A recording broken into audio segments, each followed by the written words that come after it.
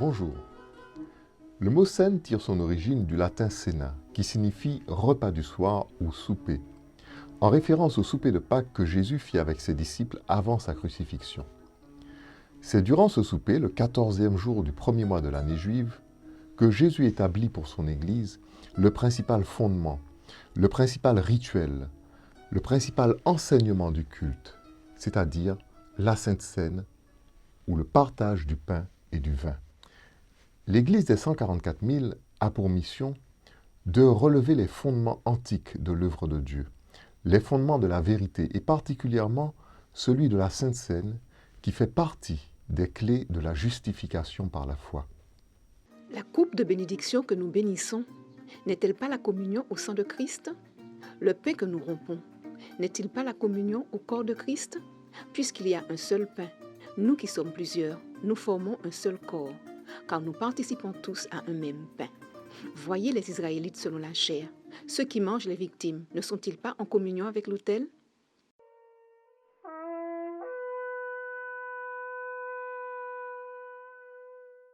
La Sainte Seine est un acte identique au sacrifice d'animaux purs et particulièrement au sacrifice d'action de grâce.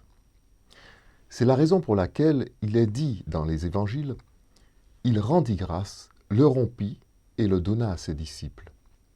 Pour bien comprendre l'importance et la place de la Sainte Seine dans le culte établi par Jésus-Christ, il convient d'abord de cerner l'origine et la raison du sacrifice. Dans le Jardin d'Éden, avant l'introduction du péché dans la création, le seul culte rendu au Créateur était l'adoration au jour du Shabbat. Dieu avait béni et sanctifié le jour du Shabbat pour qu'il soit sacré aux yeux de l'homme et que ce dernier le respecte comme un jour d'adoration pour son Créateur. Après l'introduction du péché dans le monde, Dieu appela l'homme et la femme, les poussant à confesser leurs fautes. Il procéda au premier sacrifice animal pour faire des vêtements de peau à Adam et Ève. Dès lors, l'homme et la femme apprirent qu'ils ne pourraient plus s'approcher de Dieu sans s'être auparavant purifiés de leurs péchés par les sacrifices d'animaux purs. Abel et Caïn apprirent de leurs parents ce qu'il fallait faire pour s'approcher de Dieu. Abel obéit fidèlement, mais Caïn n'obéit pas et fit les choses à sa manière. C'est ainsi que le sacrifice d'Abel fut accepté de Dieu, tandis que celui de Caïn fut rejeté. Plus tard, quand Dieu établit l'ordre d'Aaron, le sacrificateur devait offrir un sacrifice pour lui-même avant de s'approcher de Dieu pour le peuple. Désormais, tout culte rendu à Dieu devait commencer par le sacrifice. Impossible de s'approcher de Dieu sans le sacrifice. Ainsi, l'une des raisons du sacrifice est que celui-ci est le seul moyen pour l'homme, dès lors qu'il a péché, de s'approcher de Dieu. Mais ce n'est pas sa seule raison. En effet, le sacrifice tient aussi une autre place dans le culte. Il est aussi célébré comme le fondement d'une nouvelle création. À cause du péché, notre monde était voué à la destruction. Par le sacrifice de son Fils, Dieu initie une nouvelle création. Tout d'abord, Dieu recrée l'homme en Jésus-Christ. Car nous sommes son ouvrage, ayant été créés en Jésus-Christ pour de bonnes œuvres que Dieu a préparées d'avance afin que nous les pratiquions. Si quelqu'un est en Christ, il est une nouvelle créature. Les choses anciennes sont passées. Voici, toutes choses sont devenues nouvelles. Contrairement à la création décrite dans les 2 premiers chapitres de la Genèse, où Dieu crée d'abord les cieux et la terre, puis l'homme au 6e jour, par le sacrifice de son Fils qui donne lieu à une nouvelle création, Dieu recrée d'abord l'homme en Jésus-Christ, puis il achèvera son ouvrage par la création des nouveaux cieux et de la nouvelle terre sur laquelle sera établie la nouvelle Jérusalem. Puis je vis un nouveau ciel et une nouvelle terre, car le premier ciel et la première terre avaient disparu et la mer n'était plus. C'est le sacrifice de Christ qui ouvre l'accès à cette nouvelle création. En tant que tel, le sacrifice de Christ est célébré à chaque culte et à chaque fête comme le fondement d'une nouvelle création, comme la faveur d'un nouveau départ. Le sacrifice a donc 2 fonctions, qui sont les mêmes dans l'Ancienne et dans la Nouvelle Alliance. Premièrement, purifier l'homme pour qu'il puisse s'approcher de Dieu et devenir une nouvelle créature. Ils ont lavé leurs robes et ils les ont blanchies dans le sang de l'agneau. C'est pour cela qu'ils sont devant le trône de Dieu et le servent jour et nuit dans son temple. Deuxièmement, célébrer l'agneau immolé grâce auquel une nouvelle création est rendue possible. Il disait d'une voix forte, « L'agneau qui a été immolé est digne de recevoir la puissance, la richesse, la sagesse, la force, l'honneur, la gloire et la louange. »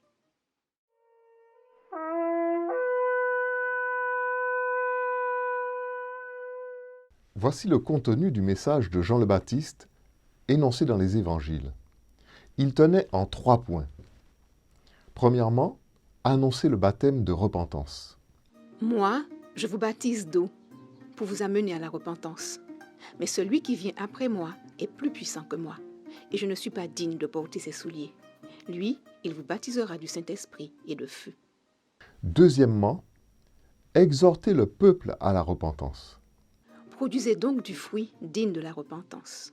Troisièmement, révéler le Messie au monde. Les sacrifices d'animaux purs par lesquels Dieu anticipait la rédemption de l'humanité et la création d'une nouvelle terre et de nouveaux cieux devaient trouver leur accomplissement dans le sacrifice de Jésus, l'agneau de Dieu qui ôte le péché du monde. C'est Jean le Baptiste qui annonça à Israël et au monde que ce moment était arrivé. C'est lui qui rendit témoignage que le Sauveur du monde était apparu en la personne de Jésus. Le lendemain, il vit Jésus venant à lui, et il dit, « Voici l'agneau de Dieu qui ôte le péché du monde. C'est celui dont j'ai dit, « Après moi vient un homme qui m'a précédé, car il était avant moi. Je ne le connaissais pas, mais c'est afin qu'il fût manifesté à Israël que je suis venu baptiser d'eau. » Jean rendit ce témoignage. « J'ai vu l'Esprit descendre du ciel comme une colombe et s'arrêter sur lui. Je ne le connaissais pas, mais celui qui m'a envoyé baptiser d'eau, celui-là m'a dit, « Celui sur qui tu verras l'Esprit descendre et s'arrêter, c'est celui qui baptise du Saint-Esprit. » Et j'ai vu, et j'ai rendu témoignage qu'il est le Fils de Dieu. Jésus était venu comme un agneau pur et sans tache, parfaitement égal au commandement de Dieu, afin de payer le prix de la transgression de la loi à la place du pécheur, et ainsi le racheter de la malédiction du péché et de la mort. Tu ne désires ni sacrifice, ni offrande. Tu m'as ouvert les oreilles. Tu ne demandes ni holocauste, ni victime expiatoire. Alors je dis, voici, je viens avec le rouleau du livre écrit pour moi. Je veux faire ta volonté, mon Dieu, et ta loi est au fond de mon cœur. Le Seigneur avait déposé devant le Père et devant la justice de la loi le salaire qui lui permettait de racheter l'homme, ainsi que la création soumise au péché par ce dernier. Cependant, ce sont nos souffrances qu'il a portées. C'est de nos douleurs qu'il s'est chargé. Et nous l'avons considéré comme puni, frappé de Dieu et humilié. Mais il était blessé pour nos péchés, brisé pour nos iniquités. Le châtiment qui nous donne la paix est tombé sur lui. Et c'est par ses meurtrissures que nous sommes guéris. Nous étions tous errants comme des brebis. Chacun suivait sa propre voie. Et l'Éternel a fait retomber sur lui l'iniquité de nous tous. Un salaire proportionnel à la grandeur de la justice de la loi qui a été transgressée fut payé pour nous à la croix. De cette manière, Dieu justifiait l'homme et le sauvait tout en élevant l'autorité et la grandeur de sa loi de justice et d'amour, qui ne peut être transgressée sans que cela ne crée un désordre universel et la mort. Pour que nous soyons au bénéfice de ce salaire consenti pour nous, Jean le Baptiste eut la mission d'établir le baptême de repentance pour la rémission des péchés. Son surnom, le Baptiste, vient du grec baptistes, qui signifie celui qui immerge. Il était Jean l'immergeur. Pour que cette immersion ne soit pas un simple bain, elle devait être motivée par une sincère repentance des péchés. Les habitants de Jérusalem, de toute la Judée et de tout le pays des environs du Jourdain se rendaient auprès de lui. Et confessant leurs péchés, ils se faisaient baptiser par lui dans le fleuve du Jourdain. Mais, voyant venir à son baptême beaucoup de pharisiens et de sadducéens, il leur dit, « Race de vipères, qui vous a appris à fuir la colère à venir, produisez donc du fruit digne de la repentance. Ainsi, Jean rendit témoignage de l'arrivée du véritable agneau sacrificiel en la personne de Jésus-Christ.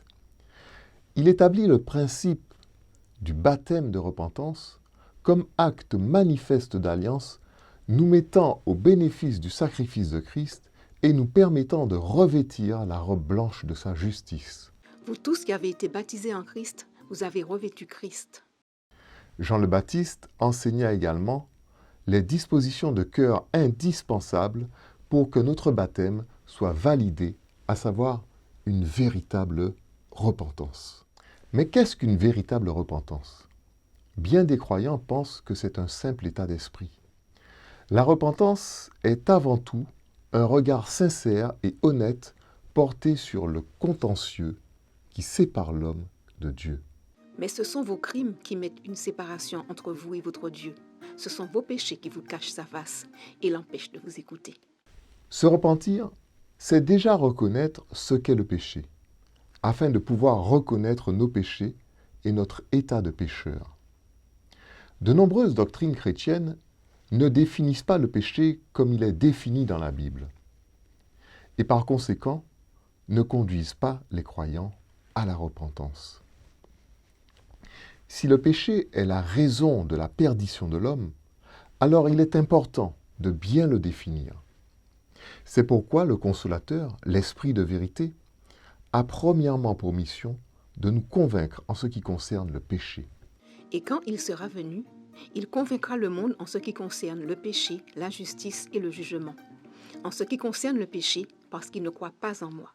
La Bible définit le péché de manière claire. Quiconque pêche transgresse la loi, et le péché est la transgression de la loi. Or, vous le savez, Jésus apparut pour ôter les péchés, et il n'y a point en lui de péché. La loi a été écrite du doigt de Dieu. Personne ne doit y toucher. Le Sauveur savait que seule la loi pouvait nous permettre de discerner nos péchés, de les reconnaître et de les confesser. C'est pourquoi il a insisté pour que pas un iota ni un trait de lettre ne disparaissent de la loi. Ne croyez pas que je sois venu pour abolir la loi ou les prophètes. Je suis venu non pour abolir, mais pour accomplir. Car, je vous le dis en vérité, tant que le ciel et la terre ne passeront point, il ne disparaîtra pas de la loi un seul iota ou un seul trait de lettre, jusqu'à ce que tout soit arrivé. Ainsi, la vraie repentance est associée à l'authenticité de la loi. Ceux qui ont falsifié ou aboli la loi ont égaré les âmes loin de la vraie repentance. L'apôtre Jacques déclare « Car quiconque observe toute la loi mais pêche contre un seul commandement devient coupable de tous. » Jacques 2, verset 10. Ainsi, celui qui falsifie la loi ou l'abolit, ou qui marche dans une doctrine qui a altéré la loi de Dieu, si peu que ce soit, ne parvient pas à la repentance. L'exhortation de Jean aux pharisiens et aux sadducéens demeure encore de nos jours. Produisez donc du fruit digne de la repentance. N'oublions pas que dans l'Ancien Testament, les sacrifices d'expiation et de culpabilité étaient offerts pour effacer les péchés commis contre les commandements de Dieu. Dans les chapitres 4 et 5 de Lévitique, l'expression « péchera contre l'un des commandements de l'Éternel » revient 6 fois de suite, montrant que c'est à cause des péchés commis contre les commandements de Dieu que le sacrifice intervient. Notre repentance ne doit donc pas ignorer les commandements de Dieu. Dieu désire mettre dans notre cœur son esprit d'amour, de justice et de vérité. L'œuvre du précurseur Jean le Baptiste a pour but d'attirer notre attention sur les principes nécessaires à cette communion, à savoir la vraie repentance, le baptême de repentance et le sacrifice de Jésus, l'agneau de Dieu qui ôte le péché du monde. Nous verrons dans la suite de notre sujet que l'expérience de la repentance, l'expérience du baptême et celle du sacrifice de Jésus se renouvellent et se perpétuent dans la célébration de la Sainte Seine.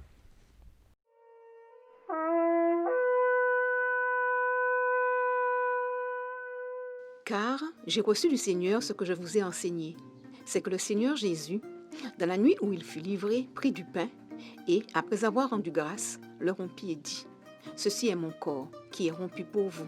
Faites ceci en mémoire de moi. De même, après avoir soupé, il prit la coupe et dit, cette coupe est la nouvelle alliance en mon sang. Faites ceci en mémoire de moi, toutes les fois que vous en boirez. Car toutes les fois que vous mangez ce pain et que vous buvez cette coupe, vous annoncez la mort du Seigneur jusqu'à ce qu'il vienne. La première question que nous soulèverons à ce sujet est la suivante.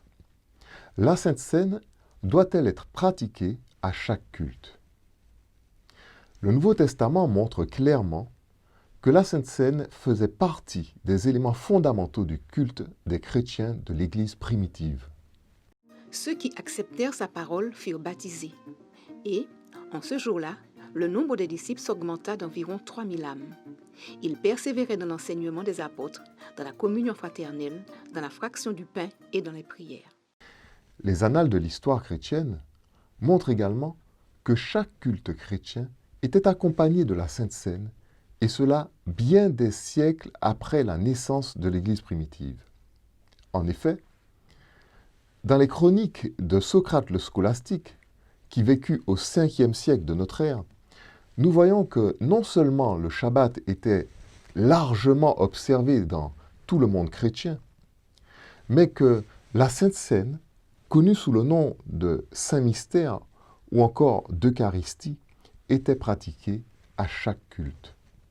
Bien que toutes les assemblées chrétiennes du monde célèbrent les Saints Mystères tous les samedis de chaque semaine, les fidèles d'Alexandrie et de Rome ne les célèbrent point ce jour-là.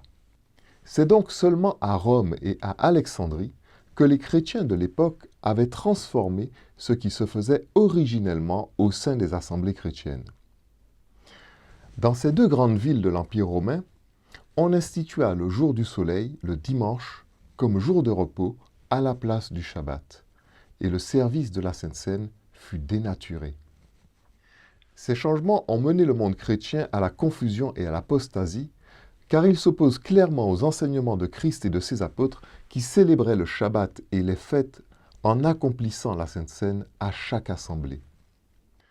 Tout montre dans l'histoire de l'Église chrétienne, tant dans la Bible que dans les Annales, que la Sainte Seine était le principal fondement du culte chrétien des premiers siècles. Elle était régulièrement célébrée, comme l'avaient été les sacrifices d'animaux à chaque office de l'Ancien Testament. Dans l'Ancien Testament, au chapitre 28 du livre des Nombres, il est enseigné qu'à chaque sainte convocation, les sacrifices devaient être accomplis. Rappelons-nous que, sans le sacrifice, l'homme ne pouvait s'approcher de Dieu. D'autre part, l'agneau immolé, figure de Christ, était lui-même l'objet de l'adoration, car son sacrifice ouvrait l'accès à une nouvelle création. Le livre d'Ézéchiel, au chapitre 46, montre que le temple n'était ouvert qu'au temps fixé par Dieu, c'est-à-dire aux fêtes, aux nouvelles lunes et au Shabbat, et que la première chose qu'on y faisait d'entrée était l'Holocauste et les sacrifices d'action de grâce. Ainsi parle le Seigneur l'Éternel. La porte du parvis intérieur, du côté de l'Orient, restera fermée les 6 jours ouvriers, mais elle sera ouverte le jour du sabbat. Elle sera aussi ouverte le jour de la nouvelle lune. Le prince entrera par le chemin du vestibule de la porte extérieure et se tiendra près des poteaux de la porte. Les sacrificateurs offriront son holocauste et ses sacrifices d'action de grâce. Il se prosternera sur le seuil de la porte, puis il sortira et la porte ne sera pas fermée avant le soir. Le peuple du pays se prosternera devant l'Éternel à l'entrée de cette porte, au jour du sabbat et aux nouvelles lunes. La Sainte Seine était pour les premiers chrétiens le renouvellement perpétuel du sacrifice de Christ jusqu'à ce qu'il vienne. Ainsi, par la Sainte Seine, son sacrifice figurait à chaque culte, comme par le passé, les sacrifices d'animaux purs figuraient à chaque office.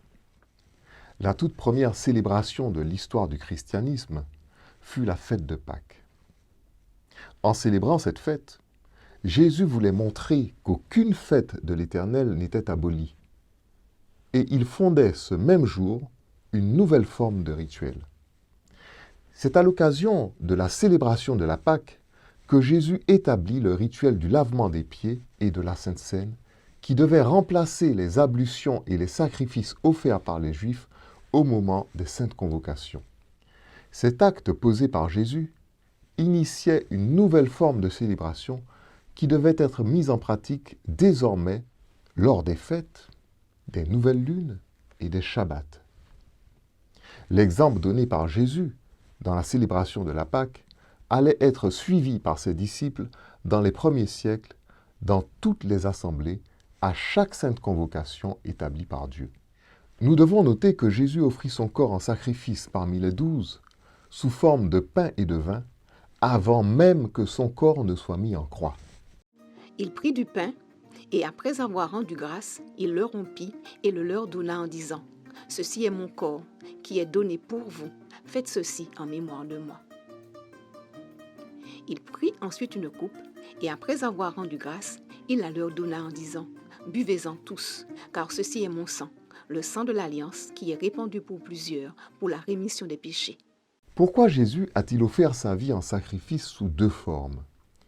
Le pain et le vin premièrement, puis son corps crucifié. La Sainte Seine est une action de grâce.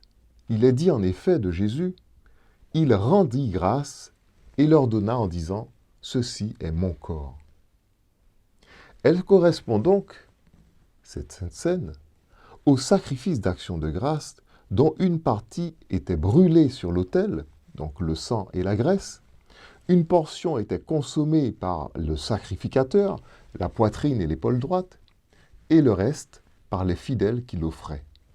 On présentera par élévation à l'Éternel une portion de chaque offrande. Elle sera pour le sacrificateur qui a répandu le sang de la victime d'action de grâce. La chair du sacrifice de reconnaissance et d'action de grâce sera mangée le jour où il est offert. On n'en laissera rien jusqu'au matin. La personne de Jésus offerte sur la croix correspond au sacrifice d'expiation et de culpabilité. Les sacrifices pour le péché n'étaient consommés ni par le sacrificateur, ni par l'assemblée. Ils étaient entièrement consumés par le feu. C'est donc à l'Holocauste que correspond le sacrifice de Jésus sur la croix.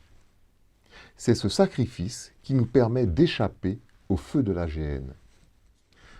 De même que le Seigneur avait rendu grâce et multiplié le pain pour 5000 personnes, il désirait que par la Sainte Seine, on rende grâce à Dieu pour les vertus de son sacrifice et que ces vertus soient renouvelées, distribuées sous forme de pain et de vin, et qu'ainsi sa mort soit annoncée à chaque culte par ses disciples à travers tous les siècles. C'est pourquoi il ajouta, après avoir distribué le pain et le vin, « Faites ceci en mémoire de moi. » La Sainte Seine doit donc être pratiquée à chaque culte rendu à Dieu. Un culte célébré sans la Sainte Seine n'est pas accepté de Dieu. Cela est bien signalé dans la Genèse lorsque Dieu refusa l'offrande de Caïn, dans laquelle ne figurait pas le sacrifice. De même, de nos jours, beaucoup d'églises célèbrent un culte sans offrir le sacrifice d'action de grâce institué par Jésus et présentent ainsi à Dieu un culte qui ne lui est pas agréable. Voyons maintenant comment Jésus prépara ses disciples au sens profond de la Sainte Seine.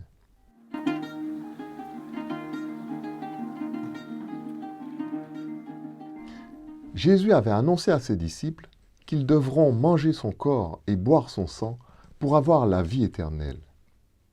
Bien des gens pensent que ces paroles sont essentiellement spirituelles.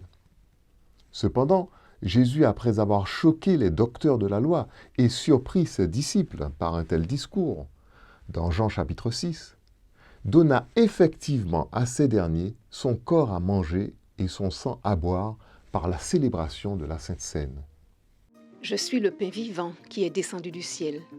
Si quelqu'un mange de ce pain, il vivra éternellement. Et le pain que je donnerai, c'est ma chair que je donnerai pour la vie du monde. Là-dessus, les Juifs disputaient entre eux, disant, « Comment peut-il donner sa chair à manger ?» Jésus leur dit, « en vérité, je vous le dis, si vous ne mangez la chair du Fils de l'homme, et si vous ne buvez son sang, vous n'avez point la vie en vous-même.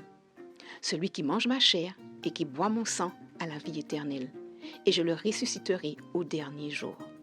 Car ma chair est vraiment une nourriture, et mon sang est vraiment un breuvage.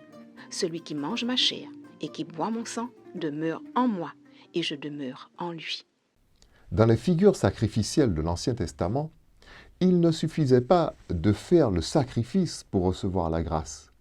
Il fallait aussi manger une partie du sacrifice pour être en communion avec Dieu.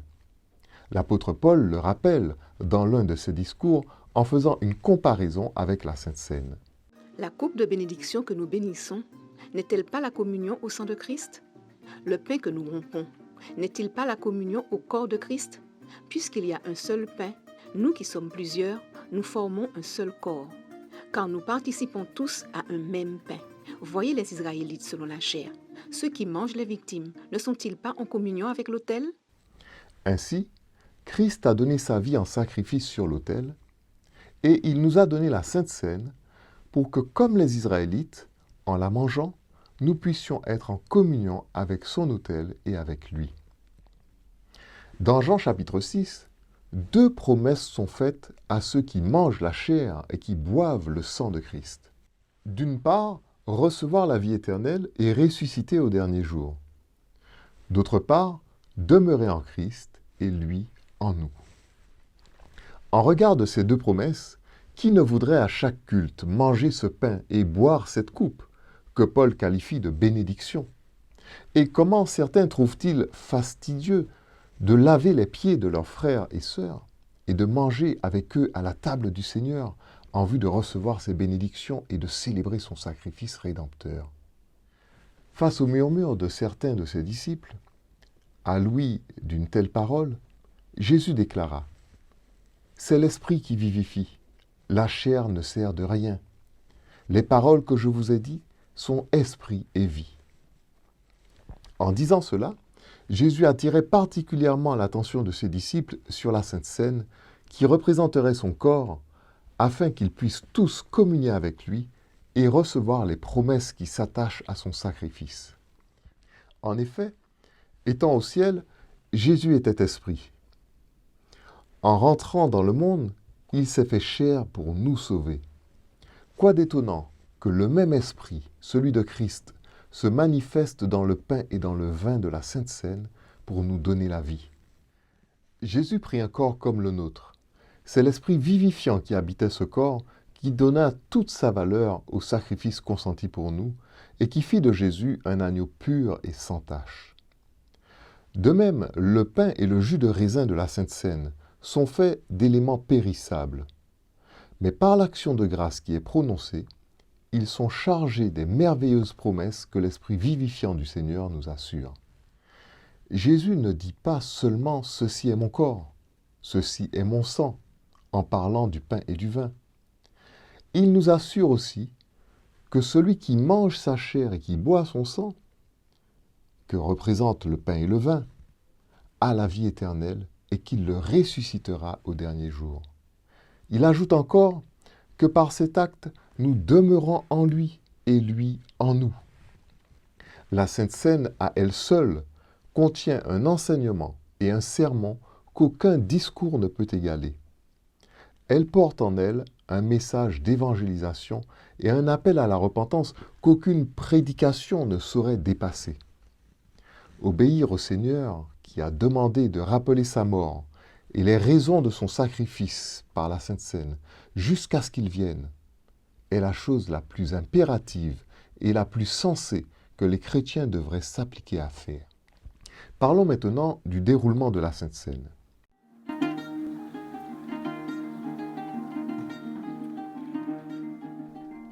La Sainte Seine commence par le lavement des pieds. Le lavement des pieds signifie 3 choses que nous expliquerons successivement. C'est premièrement un geste de repentance, de purification et d'alliance pour avoir part avec Jésus. Il vint donc à Simon-Pierre, et Pierre lui dit : « Toi, Seigneur, tu me laves les pieds ?» Jésus lui répondit : « Ce que je fais, tu ne le comprends pas maintenant, mais tu le comprendras bientôt. » Pierre lui dit : « Non, jamais tu ne me laveras les pieds. » Jésus lui répondit : « Si je ne te lave, tu n'auras point de part avec moi. » Simon-Pierre lui dit : « Seigneur, non seulement les pieds, mais encore les mains et la tête. » Jésus lui dit : « Celui qui est lavé n'a besoin que de se laver les pieds pour être entièrement pur. » Le baptême de repentance est le grand bain par lequel nous avons fait alliance avec Dieu pour marcher en nouveauté de vie. Le lavement des pieds est un renouvellement de cet engagement, un renouvellement du baptême. En accomplissant ce rituel à chaque assemblée de l'Église, nous nous purifions de nouveau le cœur repentant, comme lors de notre baptême. C'est pourquoi Jésus déclare dans ce verset, « Si je ne te lave, tu n'auras point de part avec moi. » Il ajoute encore, « Celui qui est lavé n'a besoin que de se laver les pieds pour être entièrement pur. » Ces paroles font clairement allusion à l'engagement qui nous donne part au sacrifice de Christ et à la purification. Le lavement des pieds a donc le même sens que le baptême de repentance. Deuxièmement, Jésus établit le lavement des pieds comme un geste d'humilité et de service mutuel. Ce geste doit rappeler à tous ses disciples de quelle unité ils doivent faire preuve et qu'un service d'amour est la véritable grandeur. Après qu'il leur eut lavé les pieds et qu'il eut pris ses vêtements, il se remit à table. Il leur dit, « Comprenez-vous ce que je vous ai fait? Vous m'appelez Maître et Seigneur, et vous dites bien, car je le suis. Si donc je vous ai lavé les pieds, moi le Seigneur et le Maître, vous devez aussi vous laver les pieds les uns aux autres, car je vous ai donné un exemple, afin que vous fassiez comme je vous ai fait. En vérité, je vous le dis, le serviteur n'est pas plus grand que son Seigneur, ni l'apôtre plus grand que celui qui l'a envoyé. Si vous savez ces choses, vous êtes heureux, pourvu que vous les pratiquiez. » Troisièmement, c'est un geste d'accueil. La courtoisie chez les Hébreux, lorsque quelqu'un arrivait chez eux, consistait à lui laver les pieds. Ce geste signifiait que vous l'invitiez à rentrer dans votre demeure ou à partager un repas. L'exemple d'Abraham nous est donné dans le livre de la Genèse. Et il dit, « Seigneur, si j'ai trouvé grâce à tes yeux, ne passe point, je te prie, loin de ton serviteur. Permettez qu'on apporte un peu d'eau pour vous laver les pieds, et reposez-vous sous cet arbre. J'irai prendre un morceau de pain pour fortifier votre cœur, après quoi vous continuerez votre route. » Le lavement des pieds signifie que nous devons nous accueillir mutuellement dans l'assemblée de Dieu et que Dieu nous accueille à sa table dans sa maison. En effet, celui qui est lavé est accueilli, tandis que celui qui lave prend la place du Seigneur, accueillant ses disciples à la table, comme lors du souper pascal. Ainsi, tour à tour, nous sommes accueillis et nous accueillons de la part du Seigneur. Certains pensent que ce serait trop compliqué de pratiquer le lavement des pieds à chaque sainte convocation, mais ils se trompent. En effet, du temps de l'ancien Israël, les rituels étaient longs et fastidieux, ce qui n'est pas le cas de la Sainte Seine. En Israël, le temple était adapté au rituel. Le livre d'Ézéchiel, qui nous parle du nouveau temple, montre que tout était prévu dans sa construction et son organisation pour assumer le rituel. Il est du devoir de chaque assemblée de s'adapter aux exigences divines plutôt que d'altérer les ordonnances enseignées par notre Seigneur. La Sainte Seine est un moment heureux et béni qui, à lui seul, avec les prières de repentance et les actions de grâce, ainsi que les chants, suffirait à rendre un culte à Dieu. Les sermons et les témoignages viennent agrémenter ce moment solennel. Dans l'Église des 144 000, la bénédiction du pain et du vin est précédée d'une prière de repentance pour toute l'assemblée. Puis, on sonne de la trompette pour être en souvenir devant Dieu. Dans vos jours de joie, dans vos fêtes et à vos nouvelles lunes, vous sonnerez des trompettes en offrant vos holocaustes et vos sacrifices d'action de grâce, et elles vous mettront en souvenir devant notre Dieu. Je suis l'Éternel, votre Dieu.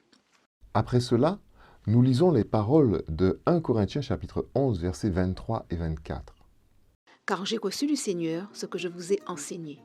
C'est que le Seigneur Jésus, dans la nuit où il fut livré, prit du pain, et, après avoir rendu grâce, le rompit et dit, « Ceci est mon corps qui est rompu pour vous.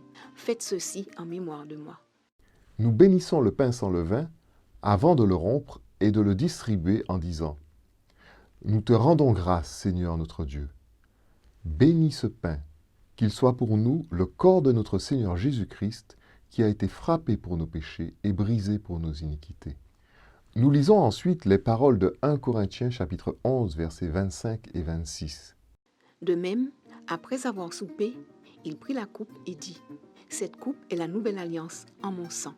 Faites ceci en mémoire de moi toutes les fois que vous en boirez.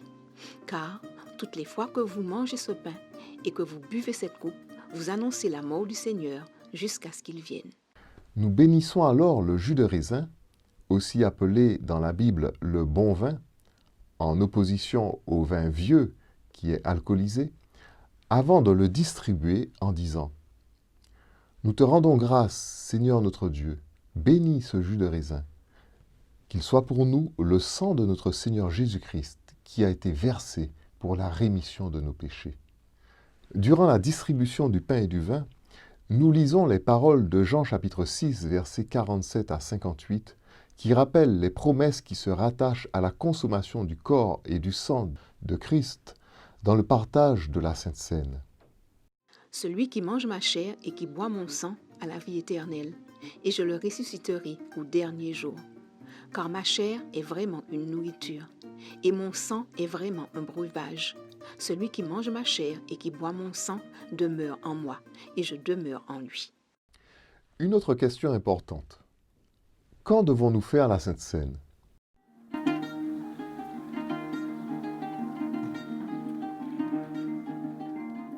La Sainte Seine peut être faite en tout temps. Dans le livre des Actes des Apôtres, les premiers chrétiens la célébraient toutes les fois où ils se rencontraient. Elle peut aussi se faire en famille, mais les moments où elle s'impose sont les temps fixés par Dieu pour les sacrifices, c'est-à-dire aux fêtes de l'Éternel, aux nouvelles lunes et au Shabbat. N'oublions pas que le sacrifice de Jésus et la Sainte Seine ont pris la place des sacrifices d'animaux dans les célébrations établies par Dieu. Cela sous-entend qu'aucune fête de l'Éternel n'est abolie, comme nous l'avons déjà signalé en montrant que le tout premier culte célébré dans le christianisme fut la fête de Pâques. Jésus en personne la célébra avec ses disciples en instituant une nouvelle forme de culte qui est la Sainte Seine. Pour bien montrer que ni les fêtes ni les Shabbats de l'Éternel ne sont abolis, il est important de rétablir la vérité au sujet de Colossiens chapitre 2 versets 16 et 17. Nous nous apercevrons à la lumière de ce texte que les premiers chrétiens du temps de Paul célébraient les fêtes, les nouvelles lunes et les Shabbats et qu'ils y faisaient la Sainte Seine. Ce texte est en général mal traduit et tiré hors de son contexte. Cela arrive lorsque les traducteurs adaptent le texte à leur opinion plutôt que de plier leur opinion à ce que dévoile le texte. Prenons garde, car si les Écritures sont inspirées, ceux qui les traduisent en d'autres langues ne le sont pas toujours. Voici comment ce texte est généralement traduit du grec. Que personne donc ne vous juge au sujet du manger ou du boire, au sujet d'une fête, d'une nouvelle lune ou des sabbats. C'était l'ombre des choses à venir, mais le corps est en Christ. Le contexte du chapitre 2 de Colossiens montre que les chrétiens de Colosse sont en butte aux critiques d'une secte juive qui les juge au sujet de leurs pratiques. En effet, deux choses montrent bien qu'ils sont en butte à une secte juive. Premièrement, cette secte pratique le culte des anges. Dans les croyances gréco-romaines, on ne fait pas mention des anges. Les principales sectes juives de l'époque de Jésus vouaient un culte aux anges. Nous pouvons le constater à travers l'histoire de la piscine de Bethesda dans les parvis de Jérusalem. Le temple et ses abords étaient gérés par ces derniers. La piscine de Bethesda, près de la porte des brebis, avait été particulièrement aménagée pour recevoir les faveurs sélectives d'un ange qui descendait en remuer l'eau. Seuls les plus vigoureux des malades pouvaient sauter dans l'eau où le premier était guéri de son mal. Jésus vint un jour près de cette piscine et guérit un homme qui était là depuis 38 ans, espérant que quelqu'un l'y jetterait. La deuxième chose qui nous montre qu'il s'agit d'une secte juive, c'est que pour être jugés sur leurs pratiques, il fallait que les chrétiens soient vus. Cela implique donc qu'ils pratiquaient dans un même lieu que ces juifs. Si nous nous en tenons au Nouveau Testament, les chrétiens respectaient les fêtes prescrites par Dieu à Moïse. Dans Actes 18, verset 4, nous voyons Paul discourir chaque sabbat dans la synagogue. Dans Acte 18, verset 21, Paul déclare même aux Juifs qui voulaient le retenir à Éphèse, « Il faut absolument que je célèbre la prochaine fête à Jérusalem. » Dans Acte 20, verset 4, il attend la fin de la fête des pains sans levain pour entamer son voyage vers Troas. Et au verset 16, on voit aussi Paul se hâter pour être à Jérusalem le jour de la Pentecôte. Le contexte confirme donc que les chrétiens pratiquaient parfois la Sainte Seine dans les parvis du temple ou dans les synagogues et étaient critiqués par certaines sectes juives sur ce qu'ils consommaient et sur leur manière de célébrer les fêtes. Voyons maintenant ce que signifient les paroles de Colossiens chapitre 2 versets 16 et 17. À gauche, dans cet extrait du Nouveau Testament interlinéaire grec-français, nous avons souligné en jaune les mots nourriture et boisson en grec. À droite, signalé en orange, le mot brosis signifie nourriture solide ou action de manger. Et en dessous, le mot posis signifie boisson ou action de boire, comme nous pouvons le voir dans ces deux extraits du dictionnaire Le Grand Bailly. Ces deux noms communs soulignés en jaune dans notre verset appartiennent à la troisième déclinaison en grec. Dans le passage de Colossiens 2,16, ils sont au datif et se prononcent brosei et posei. Le datif est le cas du complément d'attribution. Il détermine pour qui on fait quelque chose, pour qui une chose existe. Le datif employé dans ce texte montre que les chrétiens n'étaient pas jugés simplement au sujet du manger et du boire dans un sens général, mais plutôt que l'action leur est attribuée. Ils sont jugés au sujet de leur nourriture personnelle et de leur boisson, au sujet de leur façon de consommer. Une traduction correcte de ce texte doit attribuer la nourriture ou l'action de manger à ceux qui sont mis en cause. De même pour la boisson. Cette idée d'attribution n'apparaît pas dans les diverses traductions. On devrait traduire que personne ne vous juge dans votre nourriture et dans votre boisson, ou encore que personne ne vous juge dans votre prise de nourriture et dans votre prise de boisson. Les traductions courantes font comme si le texte était à l'accusatif, cas du complément d'objet direct lorsqu'elles traduisent au sujet du manger ou du boire, ou encore en ce qui concerne le manger et le boire. De telles traductions ne font pas ressortir l'attribution marquée par le datif. Nous poursuivons ici avec le mot « méreille », souligné en jaune à gauche dans notre verset, et qui précède les mots fête, nouvelle lune et Shabbat. Nous avons signalé en orange la signification du mot grec « méros », tiré du dictionnaire Le Grand Bailly, ici sur notre droite. Ce mot signifie part, partie, part d'action, pour moi, à mon tour. Il appartient lui aussi à la troisième déclinaison, et dans ce verset, il est aussi au datif qu'à du complément d'attribution, méreille.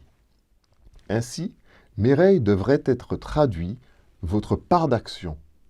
Au lieu de cela, il est traduit au sujet de. La bonne traduction de Colossiens 2, verset 16 est « Que personne ne vous juge dans votre nourriture et dans votre boisson, ou dans votre part d'action à une fête ou une nouvelle lune ou au Shabbat. » Ce que révèle ici littéralement le texte grec, c'est que les chrétiens prenaient part aux fêtes, aux nouvelles lunes et au Shabbat. Avec des traductions erronées de ce texte, on a souvent fait croire aux chrétiens contemporains que toutes ces célébrations étaient abolies. Mais poursuivons avec le verset 17. C'était l'ombre des choses à venir, mais le corps est en Christ.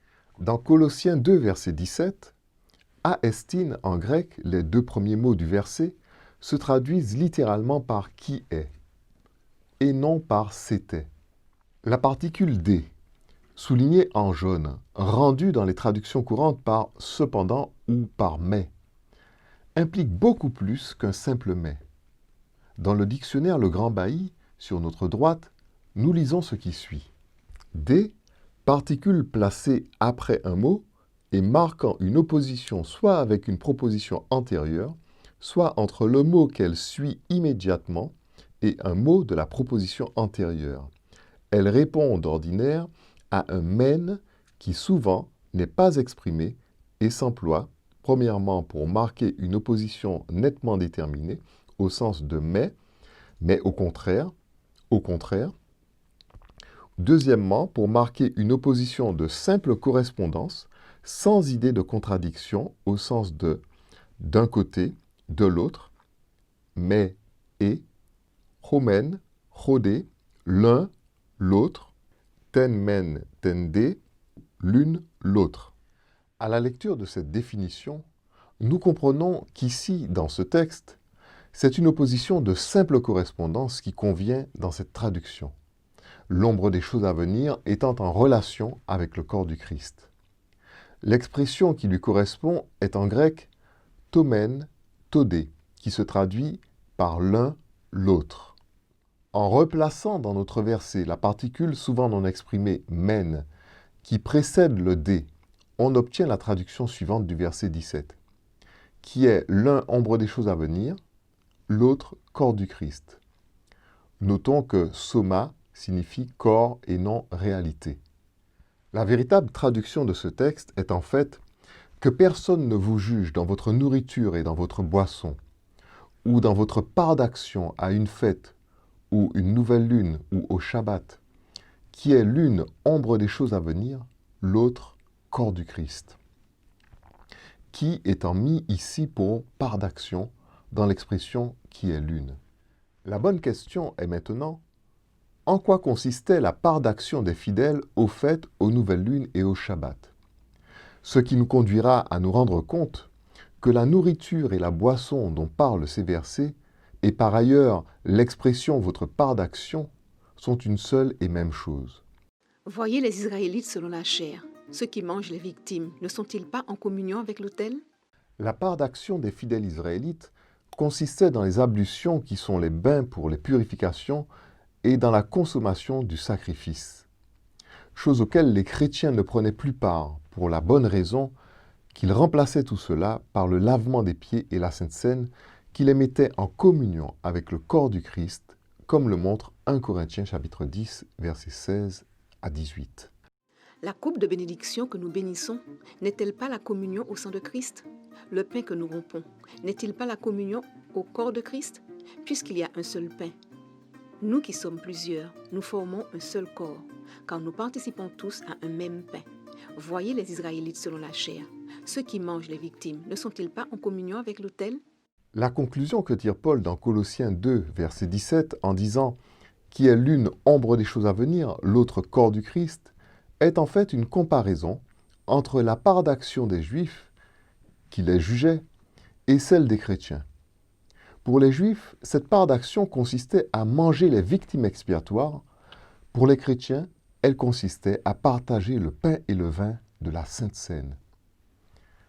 Colossiens 2, versets 16-17 révèle donc que les premiers chrétiens célébraient les fêtes, les nouvelles lunes et les Shabbats, et que de plus, ils y pratiquaient la Sainte Seine régulièrement.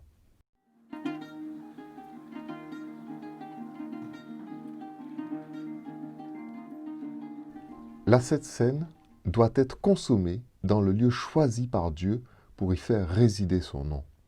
Dans l'Ancien Testament, c'est dans le lieu choisi par Dieu pour y faire résider son nom que les fêtes, les Shabbats et les nouvelles lunes devaient être célébrés. C'est aussi dans le lieu choisi par Dieu que les sacrifices, les dîmes et les offrandes devaient être présentés. Vous n'agirez pas ainsi à l'égard de l'Éternel votre Dieu, mais vous le chercherez à sa demeure. Et vous irez au lieu que l'Éternel votre Dieu choisira parmi toutes vos tribus pour y placer son nom. C'est là que vous présenterez vos holocaustes, vos sacrifices, vos dîmes, vos prémices, vos offrandes, en accomplissement d'un vœu, vos offrandes volontaires et les premiers-nés de votre gros et votre menu bétail. C'est là que vous mangerez devant l'Éternel votre Dieu et que, vous et vos familles, vous ferez servir à votre joie tous les biens par lesquels l'Éternel votre Dieu vous aura béni.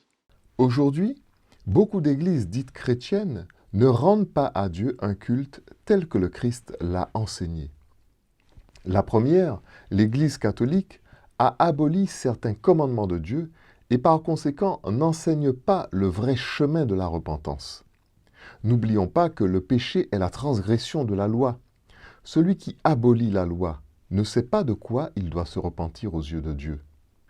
En prenant la Sainte Seine, tout en appelant le bien mal et le mal bien, ces derniers mangent et boivent un jugement contre eux-mêmes. Il en est de même pour toutes les églises du monde protestant qui ont changé le 4e commandement concernant le jour du Shabbat. Toutes ces églises, en prenant la Sainte Seine, mangent et boivent un jugement contre elles-mêmes. Dans l'Église catholique, le rituel de la Sainte Seine est boycotté en certains points. Le lavement des pieds ne précède pas la Sainte Seine, comme l'a enseigné le Seigneur, et le vin ou jus de raisin n'est pas offert aux fidèles. Seul le prêtre y a droit. Dans les églises protestantes, la Sainte Seine n'est célébrée qu'une fois par mois ou par trimestre, ou encore de manière aléatoire, ce qui n'est pas un culte rendu à Dieu.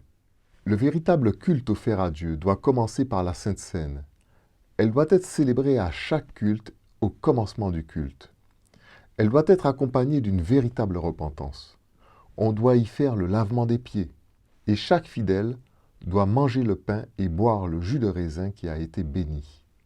De nos jours, beaucoup pensent que les enfants de Dieu sont un peu partout dans les églises et que chaque église a une part de vérité et par conséquent qu'il n'y a pas un lieu choisi par Dieu pour y faire résider son nom. Mais ils se trompent. Jésus, dans sa parole, fait mention des faux bergers qui prennent son nom en vain. Il dit à leur sujet, « Je ne vous ai jamais connus. » Ceux qui me disent « Seigneur, Seigneur » n'entreront pas tous dans le royaume des cieux, mais celui-là seul qui fait la volonté de mon Père qui est dans les cieux. Plusieurs me diront ce jour-là, « Seigneur, Seigneur, n'avons-nous pas prophétisé par ton nom? N'avons-nous pas chassé des démons par ton nom? Et n'avons-nous pas fait beaucoup de miracles par ton nom ?» Alors je leur dirai ouvertement, « Je ne vous ai jamais connu. Retirez-vous de moi, vous qui commettez l'iniquité. » D'autre part, l'Apocalypse désigne l'Église fidèle qui porte le nom du Père et le nom nouveau de Jésus. Elle est symbolisée dans les Écritures par la 6e Église de l'Apocalypse décrite dans la lettre à Philadelphie. Les 2 dernières Églises de l'Apocalypse représentent l'une, l'épouse de Christ, la véritable Église de Dieu, l'épouse de l'agneau, c'est Philadelphie. L'autre, Babylone et ses filles, les fausses églises chrétiennes qui sont aveugles et nues, c'est Laodicée. Laodicée est décrite comme étant malheureuse, misérable, pauvre, aveugle et nue. La misère dont il est question est la misère spirituelle. Elle est dans les ténèbres, car elle est aveugle. Elle est également nue, c'est-à-dire dépourvue de la robe de la justice de Christ. Elle a rejeté le Sauveur en s'éloignant de ses principes. Dans la lettre à Laodicée, Jésus l'invite à sa table, à son souper, c'est-à-dire à la Sainte Seine. Preuve que cette communion n'existe pas chez elle. Parce que tu dis, je suis riche, je me suis enrichi et je n'ai besoin de rien, et parce que tu ne sais pas que tu es malheureux, misérable, pauvre, aveugle et nu. Voici, je me tiens à la porte et je frappe. Si quelqu'un entend ma voix et ouvre la porte, j'entrerai chez lui, je souperai avec lui et lui avec moi. Philadelphie n'a pas renié le nom de Dieu et de Christ. La lettre dit, « Parce que tu as peu de puissance et que tu as gardé ma parole et que tu n'as pas renié mon nom, j'ai mis devant toi une porte ouverte que personne ne peut fermer. » La promesse lui est faite qu'elle sera gardée à l'heure de la tentation qui va venir sur le monde entier. De plus, elle est déjà en possession de sa couronne. Elle porte le nom de la Nouvelle Jérusalem. Parce que tu as gardé la parole de la persévérance en moi, je te garderai aussi à l'heure de la tentation qui va venir sur le monde entier pour éprouver les habitants de la terre. Je viens bientôt. Retiens ce que tu as, afin que personne ne prenne ta couronne. Celui qui vaincra, je ferai de lui une colonne dans le temple de mon Dieu. Il n'en sortira plus. J'écrirai sur lui le nom de mon Dieu et le nom de la ville de mon Dieu, de la nouvelle Jérusalem qui descend du ciel d'auprès de mon Dieu, et mon nom nouveau. Dans l'Ancien Testament, le lieu choisi par Dieu pour y faire résider son nom était Jérusalem. Mais il ne l'était qu'à la condition que son peuple marche d'après sa volonté. Lorsque celui-ci abandonna la volonté de Dieu, Dieu détruisit le temple et envoya le peuple en captivité. Jérémie le prophète témoigne que c'est à cause de la transgression du Shabbat que le temple a été détruit. Mais si vous n'écoutez pas quand je vous ordonne de sanctifier le jour du sabbat, de ne porter aucun fardeau, de ne point en introduire par les portes de Jérusalem le jour du sabbat, alors j'allumerai un feu aux portes de la ville, et il dévorera les palais de Jérusalem et ne s'éteindra point. L'église des 144 000, qui est l'épouse de l'agneau, symbolisée dans l'Apocalypse par l'église de Philadelphie, garde les commandements de Dieu. Elle soutient que toute vraie repentance est fondée sur la reconnaissance et l'acceptation des commandements de Dieu sans en retrancher un iota ni un trait de lettre, comme l'a enseigné le Seigneur Jésus dans Matthieu 5, versets 17 et 18. Elle affirme également que le jugement de Dieu lors de la 7e trompette sera basé sur les commandements de Dieu qui sont dans l'arche de l'Alliance. Voici ce que nous dit cette 7e trompette. Les nations se sont irritées, et ta colère est venue. Et le temps est venu de juger les morts, de récompenser tes serviteurs les prophètes, les saints et ceux qui craignent ton nom, les petits et les grands, et de détruire ceux qui détruisent la terre. Et le temple de Dieu dans le ciel fut ouvert, et l'arche de son alliance apparut dans son temple. L'église des 144 000 célèbre les fêtes de l'Éternel, les nouvelles lunes et les Shabbats, qui sont les temps fixés par Dieu pour le célébrer, l'adorer pour ses hauts faits et lui rendre grâce. Elle soutient que ceux qui déplacent ou abolissent les temps fixés par Dieu pour le célébrer n'hériteront pas le royaume des cieux et périront dans le feu de la géhenne. Car, comme les nouveaux cieux et la nouvelle terre que je vais créer subsisteront devant moi, dit l'Éternel, ainsi subsisteront votre postérité et votre nom. À chaque nouvelle lune et à chaque sabbat, toute chair viendra se prosterner devant moi, dit l'Éternel. Et quand on sortira, on verra les cadavres des hommes qui se sont rebellés contre moi, car leur ver ne mourra point, et leur feu ne s'éteindra point, et ils seront pour toute chair un objet d'horreur. L'église des 144 000 célèbre la Sainte Seine à chaque culte, comme le sacrifice d'action de grâce qui établit la véritable communion avec le Créateur. Ce rituel est à la fois un acte de repentance, de communion fraternelle, d'adoration de l'agneau immolé pour nos péchés, ainsi que d'action de grâce et d'adoration envers Dieu. Elle soutient qu'une célébration n'est pas un culte au Créateur, à moins que la Sainte Seine n'y soit célébrée. Ceux qui transforment le culte du Créateur à leur gré font le sacrifice de Caïn et ne seront pas acceptés de Dieu. Jésus a lié au sacrifice de la Sainte Seine les promesses les plus salutaires. Celui qui mange ma chair et qui boit mon sang a la vie éternelle, et je le ressusciterai au dernier jour. Celui qui mange ma chair et qui boit mon sang demeure en moi, et je demeure en lui. Les vrais adorateurs, ceux qui sont mesurés comme faisant partie de l'édifice de Dieu, sont les adorateurs qui adorent à l'autel de Dieu. On me donna un roseau semblable à une verge, en disant « Lève-toi et mesure le temple de Dieu, l'autel et ceux qui y adorent. » Dans le temple de Dieu, décrit dans la Bible, il y a 3 représentations de l'autel. La première, sur le parvis, l'autel des holocaustes. La seconde, dans le lieu saint, l'autel des parfums, plus petit, mais de même forme que l'autel des holocaustes. Et pour finir, le propitiatoire ou couvercle de l'arche de l'Alliance, qui lui aussi faisait office d'autel. C'est sur ces 3 autels et sur le voile séparant le lieu saint du lieu très saint, qui lui aussi représentait la chair de Christ, comme nous le dit Hébreux chapitre 10, verset 20, que le sang des victimes était déposé. Dans la Bible, l'autel est aussi qualifié de table de l'Éternel.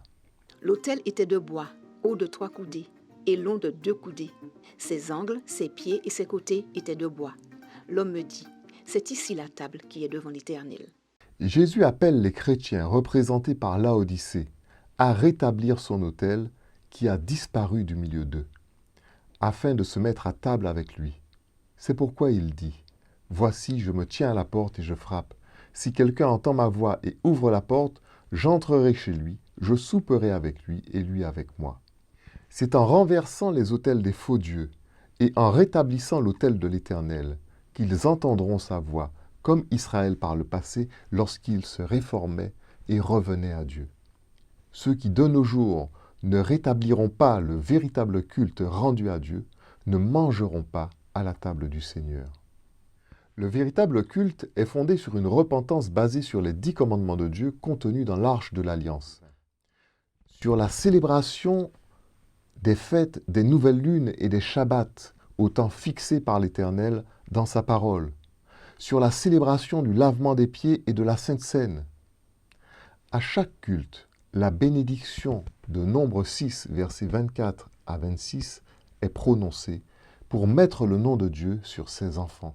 L'Éternel parla à Moïse et dit, « Parle à Aaron et à ses fils, et dis, vous bénirez ainsi les enfants d'Israël. Vous leur direz, que l'Éternel te bénisse et qu'il te garde. Que l'Éternel fasse luire sa face sur toi et qu'il t'accorde sa grâce. Que l'Éternel tourne sa face vers toi et qu'il te donne la paix. C'est ainsi qu'ils mettront mon nom sur les enfants d'Israël et je les bénirai. » Le sceau des 144 000 est représenté dans la Bible par le nom du Père et le nom du Fils sur leur front.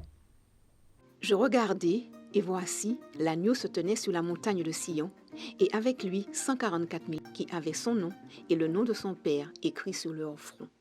Ce nom, c'est la présence de Dieu et de son saint caractère dans le cœur de ses enfants. Pour recevoir cette présence, nous devons accepter par la foi les principes de l'évangile éternel de Dieu. Dans la Bible, 2 principes nous permettent de porter le nom du Père et le nom du Fils. Le premier est le baptême de repentance. Le second est le culte rendu à Dieu en tant que Créateur. Pour ce qui est du baptême de repentance, la Bible dit « Allez, faites de toutes les nations des disciples, les baptisant au nom du Père, du Fils et du Saint-Esprit, et enseignez-leur à observer tout ce que je vous ai prescrit. » Mais seule une repentance authentique qui ne falsifie pas la loi de Dieu d'un iota ni d'un trait de lettre est au bénéfice du baptême de repentance. Les églises qui abolissent ou suppriment un ou plusieurs commandements de Dieu ne conduisent pas les pécheurs à la repentance. Le baptême qu'elles pratiquent n'est pas le baptême de repentance. Le deuxième principe, le culte rendu à Dieu en tant que Créateur, est aussi exprimé dans la Bible. En effet, voilà ce qui est dit du Shabbat, jour qui célèbre Dieu en tant que Créateur. Car ainsi parle l'Éternel, aux eunuques qui garderont mes sabbats, qui choisiront ce qui m'est agréable et qui persévéreront dans mon alliance, je donnerai dans ma maison et dans mes murs une place et un nom préférable à des fils et à des filles. Je leur donnerai un nom éternel qui ne périra pas. Mais le Shabbat n'est pas la seule célébration qui place le nom de Dieu et de son Fils Jésus-Christ sur ses enfants. En effet, à chaque fête et à chaque nouvelle lune, le sacrifice de Christ dans la Sainte Seine est célébré, comme nous l'avons vu dans cette étude, non seulement pour nous purifier afin de nous approcher de Dieu, mais aussi pour adorer l'agneau en tant qu'auteur d'une nouvelle création avec son Père. La Sainte Seine célébrée à chaque fête nous assure la vie éternelle et la présence de Christ en nous, lui qui est le sceau du Dieu vivant. Tous ceux qui veulent être sauvés et échapper au feu de la géhenne sont appelés par l'ange d'Apocalypse 14 à offrir à Dieu le véritable culte enseigné dans sa parole, culte qui enseigne à adorer Dieu en tant que Créateur. Je vis un autre ange qui volait par le milieu du ciel, ayant un évangile éternel pour l'annoncer aux habitants de la terre, à toute nation, à toute tribu, à toute langue et à tout peuple. Il disait d'une voix forte, « Craignez Dieu et donnez-lui gloire, car l'heure de son jugement est venue, et adorez celui qui a fait le ciel, et la terre, et la mer, et les sources d'eau. » Tous ceux qui choisiront d'offrir à l'Éternel un culte modifié par la main de l'homme périront dans un tourment éternel, car ils n'auront pas accepté celui qui pouvait leur procurer la paix et le repos. En abolissant les fêtes, les nouvelles lunes et les Shabbats, dans lesquels Dieu est célébré comme Créateur et Rédempteur, il foule aux pieds les repos de l'Éternel destinés à la communion et à l'adoration. C'est pourquoi ils seront eux-mêmes privés de repos pour l'éternité. Ce qu'on sème, c'est ce que l'on moissonne. Si quelqu'un a des oreilles, qu'il entende. Si quelqu'un mène en captivité, il ira en captivité. Si quelqu'un tue par l'épée, il faut qu'il soit tué par l'épée. C'est ici la persévérance et la foi des saints. Le jugement de Dieu prononcé sur ceux qui acceptent la marque de la bête d'Apocalypse 13 montre que ces derniers ont transgressé les Shabbats du Créateur. C'est pour cela qu'ils sont eux aussi privés pour toujours de repos. Si quelqu'un adore la bête et son image, et reçoit une marque sur son front ou sur sa main, il boira lui aussi du vin de la fureur de Dieu, versé sans mélange dans la coupe de sa colère. Et il sera tourmenté dans le feu et le soufre devant les saints anges et devant l'agneau. Et la fumée de leur tourment monte au siècle des siècles. Et ils n'ont de repos ni jour ni nuit, ceux qui adorent la bête et son image, et quiconque reçoit la marque de son nom. C'est ici la persévérance des saints qui gardent les commandements de Dieu et la foi de Jésus.